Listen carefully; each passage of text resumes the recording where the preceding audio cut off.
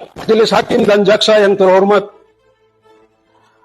aksi anti-rasisme 2019 yang terjadi secara luas di seluruh tanah Papua adalah aksi spontan orang Papua maupun simpatisan non-Papua dari segala latar belakang yang berbeda-beda, baik pegawai, swasta, mahasiswa, pelajar, petani, TNI, Polri, dan sebagainya. Saat itu, semua orang menyikapi ujaran rasis di Surabaya dan meluapkan kemarahannya masing-masing. Aksi di Jayapura dikoordinir oleh mahasiswa dan kelompok-kelompok Cipayung, sehingga tidak ada perencanaan pemufakatan apalagi tindakan makar sebagaimana yang dituduhkan. Kehadiran saya yang mengamankan dan memberi orasi adalah bagian dari rakyat Papua yang merasa korban penghinaan ras. Sehingga saya menolak segala dakwaan dan tuduhan yang menghubungkan saya dengan latar belakang organisasi dan aktivitas lain yang tidak ada hubungan langsung dengan fakta-fakta aksi tolak rasisme saat itu. Materi orasi yang saya sampaikan sangat erat kaitannya dengan rasisme. Karena bagi saya, rasisme di Indonesia bukan lagi urusan personal, tetapi sudah sistemik dipelihara agar menjadi kendaraan politik ekonomi penguasa. Tidak dapat disangkal bahwa pandangan rasis menyebabkan perlakuan yang berbeda terhadap Papua dalam segala bentuk dan segi kehidupan orang Papua. Segala stigma negatif yang diletakkan pada orang Papua itulah yang menyebabkan aparat negara dan ormas menyerang asrama mahasiswa di Surabaya. Diskriminasi rasial yang berulang-ulang dihadapi oleh orang Papua dianggap wajar dan dibiarkan oleh negara. Tetapi ketika Papua protes melawan ketidakadilan dan diskriminasi rasial, negara hadir menghantam kami orang Papua dengan pasal makar dan provokasi. Perkara sidang ini membuktikan bahwa rasisme itu benar-benar ada dalam segala tuduhan dan dakwaan ini. Pernahkah negara dan aparaturnya menjawab mengapa ras bangsa Papua menjadi minoritas? Hanya tersisa 2,9 jiwa, sementara tetangga kami, Papua Nugini, sudah 17 juta jiwa. Dari minoritas yang terlampau jauh ini, kenapa tanah Papua secara konsisten menduduki urutan pertama penduduk termiskin dengan IPK paling terendah di Indonesia? Kenapa jawaban dari konflik Aceh adalah perundingan damai, tetapi jawaban dari konflik Papua adalah senjata dan penjara? Kenapa undang-undang anti diskriminasi rasial, undang-undang kebebasan berekspresi, dan undang-undang kekhususan dalam kasus tidak berlaku dan berpihak pada orang Papua? Bukankah itu suatu kejahatan terstruktur terhadap kami orang Papua? Bisakah pertanyaan-pertanyaan ini dijawab oleh saudara jaksa dan negara ini? Ataukah jawabannya memang harus ada moncong senjata dan ketuk palu hakim? Kenapa negara ini menghindari kajian dan solusi LIPI, BRIN, dan lain-lainnya, lalu membawa rakyat dan kemanusiaan Indonesia dalam ruang kegelapan yang paling gelap dari ruang penjara saya di Lapas Jayapura?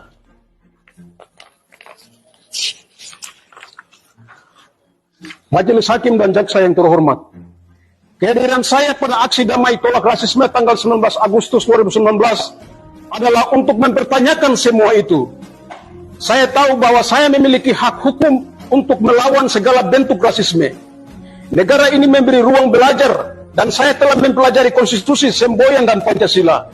Tetapi kenapa perjuangan saya demi kesetaraan, kemanusiaan, keadilan sosial, dan kemerdekaan dipasung dengan senjata dan penjara?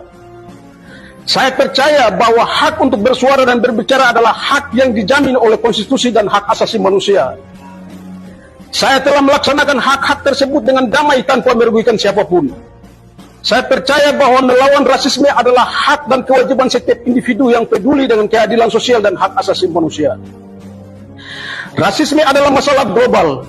Banyak negara di dunia menghadapi masalah rasisme dan diskriminasi yang serupa.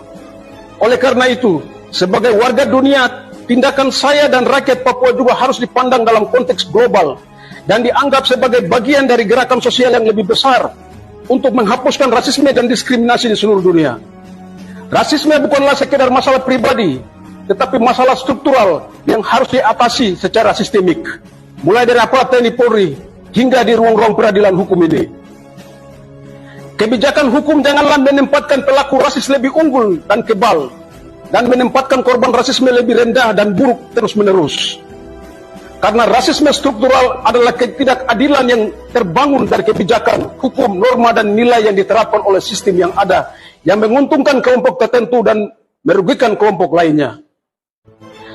Majelis Hakim dan Jaksa yang terhormat, akhirnya saya meminta hakim untuk melihat tindakan saya sebagai bagian dari gerakan sosial yang memperjuangkan keadilan dan kesetaraan.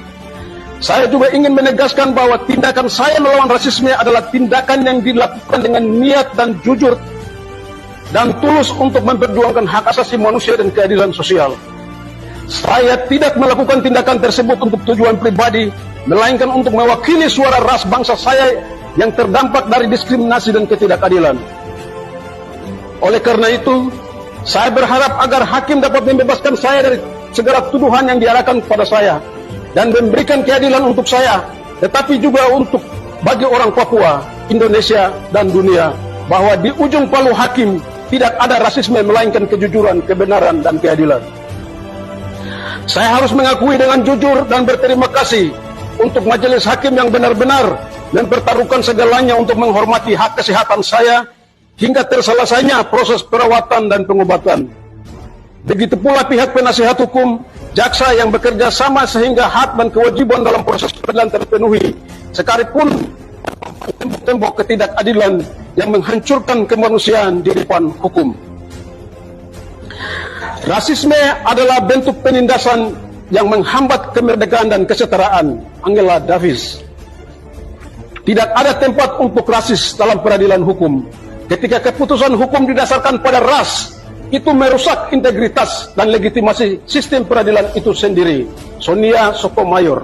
Demikian pledoi saya buat dari Lapas Abe Pura, 2 Mei 2023. Victor Frederick Yemo. Terima kasih.